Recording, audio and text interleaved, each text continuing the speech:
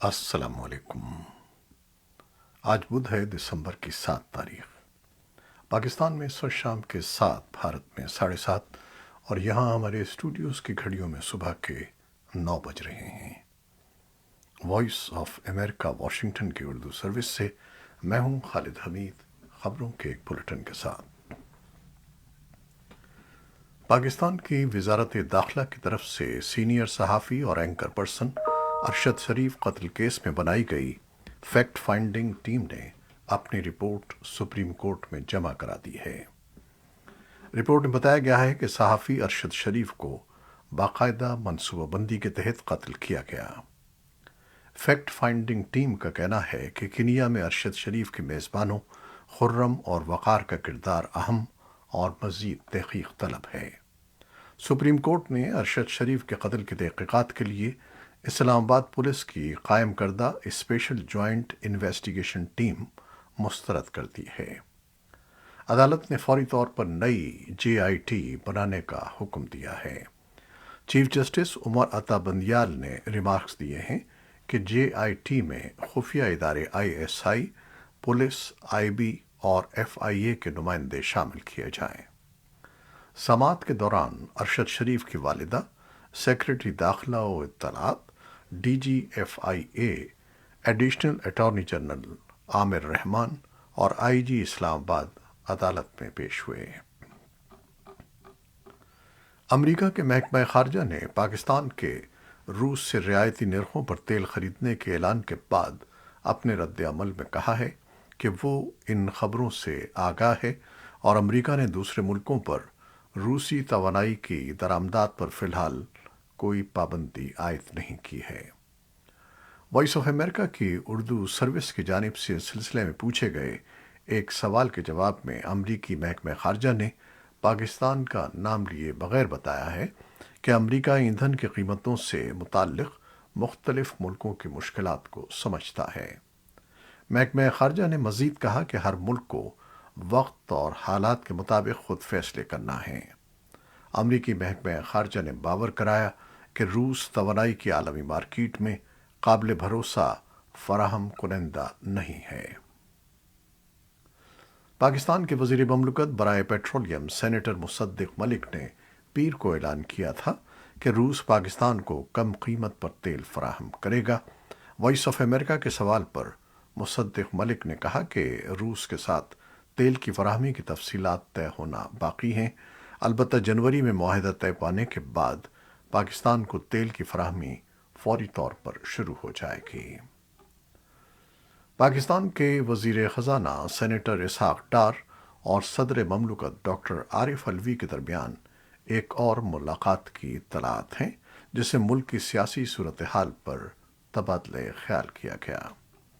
مقامی ذرائع ابلاغ کی رپورٹس کے مطابق بدھ کو صدر عارف علوی اور اسحاق ڈار کی ملاقات میں عمران خان کی جانب سے صوبائی اسمبلیوں سے استعفوں کے اعلان اور عام انتخابات پر بھی بات چیت ہوئی ہے۔ صدر پاکستان یا سینیٹر اسحاق ڈار کی جانب سے اس ملاقات کے حوالے سے باضابطہ طور پر کوئی بیان جاری نہیں کیا گیا۔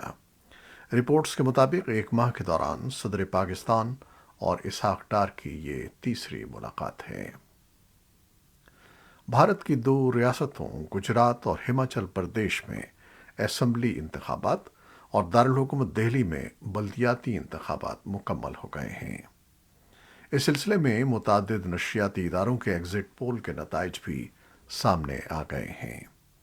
اسمبلی انتخابات میں ووٹوں کی گنتی جمعرات کو ہوگی۔ دہلی میں ووٹوں کی گنتی آج ہوئی اور اعلان شدہ نتائج کے مطابق دہلی میں حکمراں عام آدمی پارٹی نے مرکز میں حکمراں BJP کو شکست دے دی۔ 250 رکنی بلدیہ میں عام آدمی پارٹی کو 134 اور BJP کو 104 سیٹوں پر کامیابی ملی ہے، جبکہ کانگریس کو محض 8 نشستیں حاصل ہوئی ہیں۔ گجرات کے بارے میں ایگزٹ پول کے رجحانات بتا رہے ہیں کہ BJP مسلسل 7ویں بار حکومت بنانے جا رہی ہے، جبکہ ہماچل پردیش میں مسلسل دوسری بار اس کی کامیابی کے امکانات ہیں۔ طالبان کی صوبائی حکومت نے قتل کے ایک مقدمے میں ایک شخص کو عوامی اجتماع میں پھانسی دے دی ہے۔ اعلیٰ طالبان عہدیداروں کی موجودگی میں بدھ کے روز فراہ کے اسپورٹس اسٹیڈیم میں یہ کارروائی کی گئی۔ افغانستان میں اگست سن 2021 میں اقتدار پر قبضے کے بعد طالبان حکومت کی جانب سے حدود کے تحت یہ کارروائی کی گئی ہے۔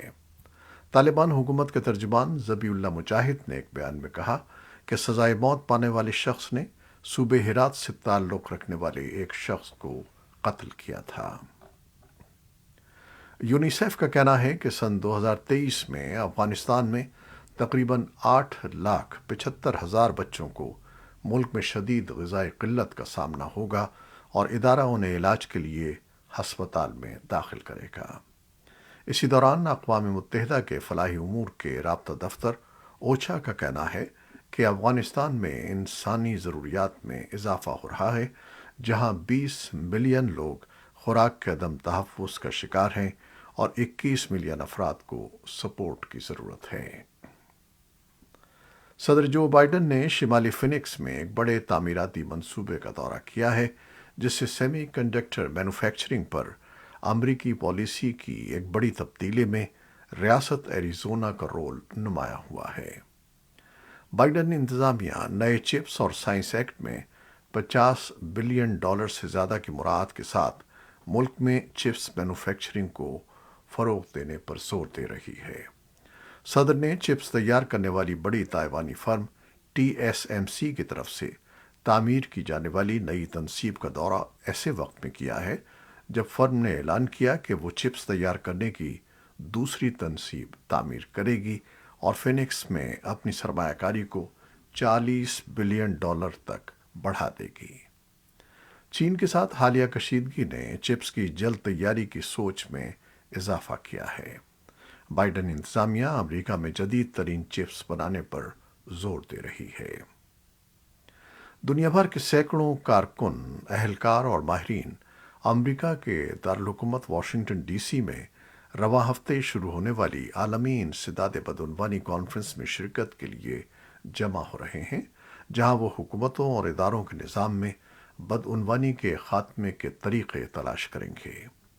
ہر 2 سال منعقد ہونے والی 5 روزہ کانفرنس کو دنیا کا سب سے بڑا بین الاقوامی اینٹی کرپشن فورم سمجھا جاتا ہے۔ کرپشن پر نظر رکھنے والے عالمی واچ ڈاگ تنظیم ٹرانسپیرنسی انٹرنیشنل اور امریکہ اس کی میزبانی کر رہے ہیں۔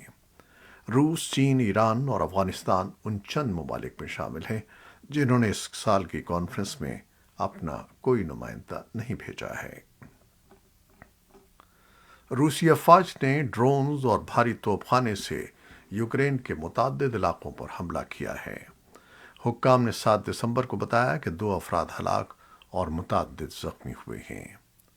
ماسکو کی جانب سے روس کے اندر ایک ہوائی اڈے کو نشانہ بنانے کے یوکرین پر الزام کے ایک دن بعد مشرق میں شدید لڑائی جاری ہے۔